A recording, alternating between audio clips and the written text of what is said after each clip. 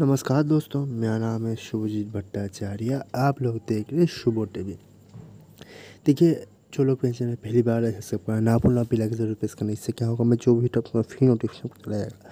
और like share comment करना भूलना, बिल्कुल फ्री है। चलिए दोस्तों, तो फिर शुरू करते हैं। देखिए, आज आपको पास्ट लाइफ के बारे में बताऊँगा, थोड़ा सा एस्ट्रोलॉजी के साथ जोड़ के। अब देखिए, जो फिफ्थ हाउस होता है, ठीक है, इस फिफ्थ हाउस का लॉर्डशिप जाता है आपके सूर्यदेव के पास। और सूर्यदेव होता है आत्मा का कारक, ठीक है। तो हमारा जो जन्म होता है वो इस घर से होता है, फोर्थ हाउस से, ठीक है। आप फिफ्थ हाउस से, और फिफ्थ हाउस होता है हमारा बर्थ, मतलब हमारा जो जन्म हुआ उसका रीज़न आपका फिफ्थ हाउस होता है, ठीक है।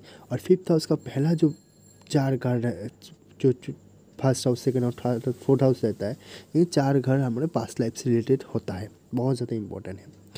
अब देखिए, पहला जो घर होता है, ठीक है, वो हमें कालपुरुष कुंडली में आपके मंगलदेव को मिला है, मेष राशि की तरफ से। अब मंगलदेव को क्यों मिला है? मंगल इज़ अ डिज़ायर। तो अगर आपके जन्म के कोई रीज़न ना है तो आप जन्म नहीं लेंगे।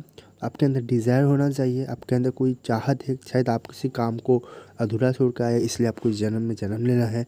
चाहे आप किसी कार्य को करना है, किसी चीज़ को सजा देना है, तो इस जन्म में आपको क्यों जन्म लेना है, वो डिज़ायर पैदा करते हैं आपके फर्स्ट हाउस से।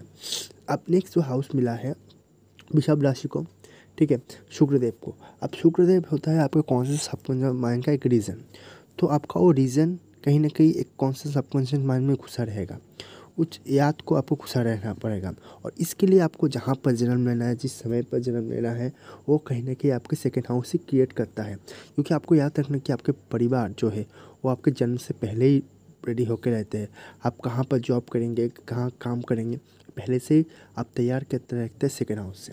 अब थर्ड हाउस आता है आपके यहाँ पर आपके बुधदेव के पास। अब ये जो भाव होता है, इस समय आप ना ही पुरुष होते हैं ना ही स्त्री होते हैं, ठीक है। ये हाउस पे क्योंकि आप आत्मा की तरफ जाने वाले हैं, ठीक है, तो यहाँ पर आपको शुद्धिकरण होना चाहिए। तो कहीं ना कहीं आपको मेहनत करना है, यहाँ पर आपको रीज़न देना है लाइफ को एक आपको एक यहाँ पर फॉर्चून क्रिएट करना है। जो पास्ट लाइफ में अच्छे कर्म की है, बुरे कर्म के, उसको हिसाब करके आपको लाइफ में यहाँ पर क्रिएट होना होता है, ठीक है। अब फोर्थ हाउस आते हैं। फोर्थ हाउस होता है आपका मन का। तो आपने मन बना लिया आप इस धरती पर आना है, या फिर आपको कहीं और जाना है, ठीक है, कहीं और जन्म लेना है, किस एनिमल पे कहाँ पर जन्म लेना है, और आप फोर्थ हाउस से डिसाइड कर दें। अब जब चंद्रमा सूर्य का मिलन होता है, तभी शिव और शक्ति का जब भी यहाँ पर मिलन होगा तभी जन्म होगा। तो आ जाते हैं हम फिफ्थ हाउस पे। फिफ्थ हाउस में आपका जन्म होता है, और फिफ्थ हाउस होता है फोर्थ हाउस का सेकेंड हाउस। अब एक मैंने क्यों कहा फोर्थ हाउस का सेकेंड हाउस? अब देखिए, फोर्थ हाउस से हम नॉर्मली शिक्षा को देखते हैं। अब शिक्षा से आप कितने ज़्यादा पसंद होकर उस शिक्षा को अपने काम में ले पाते हैं, वो शिक्षा को कितना ज़्यादा बढ़ा पाते हैं, वो आपका फोर्थ हाउस का सेकेंड हाउस आपका फिफ्थ हाउस होता है। मतलब यहाँ पर आपको कहीं ना कहीं पास्ट लाइफ में जो कर्म किए हैं, उस कर्म को आप और बेहतर एक्सॉल्व कर सकते हैं। अपने कर्म को यहाँ पर ऐड कर सकते हैं, एक फ्यूल टाइप का आपको मिलता है। मतलब यहाँ पर मेहनत करके, इस हाउस से मेहनत करके बहुत कुछ लाइफ में अचीव कर सकते हैं, जो आपने शायद सोचा भी ना होगा किसी कारण बस जन्म लेने का, वो यहाँ पर आप क्रिएट करते हैं। इसलिए इस हाउस को हम अट्रैक्शन हाउस कहते हैं, लव ऑफ रोमांस कहते हैं, रोमांस से जोड़कर देखते हैं, क्योंकि कहीं ना कहीं यहाँ पर अट्रैक्शन क्रिएट करते हैं इस हाउस से, ठीक है। अब आते हैं सेकेंड आपके सिक्स हाउस में। अब सिक्स हाउस क्या होता है दोस्तों? ये आपके बुधदेव को मिला है, मैनेजमेंट का हाउस। तो यहाँ पर आपके रोग, रिपू, नींद, शत्रु क्रिएट हो जाते हैं, कंपटीशन क्रिएट हो जाता है। मतलब जन्म के साथ साथ आपकी लाइफ में कंपटीशन क्रिएट हो जाता है, ये आपको भी पता है। तो यहाँ पर कंपटीशन का हाउस होता है। मतलब आपका जो लाइफ है, तो लाइफ में आपको जीने के लिए जो रोग को, आपके शत्रु से बचना है, लाइफ में जो एम है कंपटीशन में जीतना है, वो कहीं ना कहीं आपके सिक्स हाउस से शुरू हो जाते हैं। अब सेवन हाउस आपको यहाँ पर मिलेगा आपके शुक्रदेव का राशि। अब यहाँ पर मतलब आपको जीने के लिए सिर्फ अकेले नहीं जी सकते, ठीक है, आपको लाइफ में कोई पार्टनर चाहिए होता है, ठीक है। तो एक पार्टनर का हाउस यहाँ से क्रिएट होता है, ठीक है। तो एक पार्टनर का हाउस आपको यहाँ से सेवन हाउस से मिलता है। अब एट हाउस होता है ट्रांसफॉर्मेशन का हाउस, ठीक है। क्यों एट हाउस मंगल को दिया गया है? एट हाउस डिज़ायर का, मतलब इस जन्म में आपका जो डिज़ायर है वो आपके एट हाउस से पता चलता है। और ट्रांसफॉर्मेशन का क्यों? क्योंकि देखिए, फोर्थ हाउस होता है आपका फिफ्थ हाउस का, ये आपको याद रखना है। फोर्थ हाउस होता है फिफ्थ हाउस का। अब फोर्थ हाउस है आपका इच्छाओं का, आपका डिज़ायर का, आपका मन का, ठीक है। आप उस मन को जब में जो डिज़ायर है, और 5th हाउस आपको जो फ्यूल दे रहा है, उससे आप क्या कर्म करते, क्या डिज़ायर ले आते हैं, आपके 8th हाउस से पता चलता है। अब 9 हाउस पे आते हैं। 9 हाउस आते हैं गुरु का।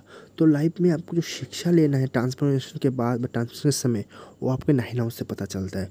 तो शिक्षा है, जो गुरु है, जो धर्म है, जो कर्म है, जो इथिकल है, नॉन इथिकल है, वो सब कुछ आपको 5th हाउस से पता चलता है।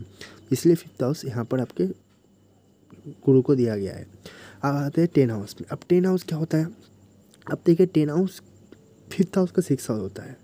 ठीक है, मतलब आपने जो पढ़ाई ली है, जो फ्री विल की है, वहाँ से वो जो डिज़ायर है, फ्री विल है, ठीक है, उसका जो फल होगा वो आपको 10 हाउस मिलेगा।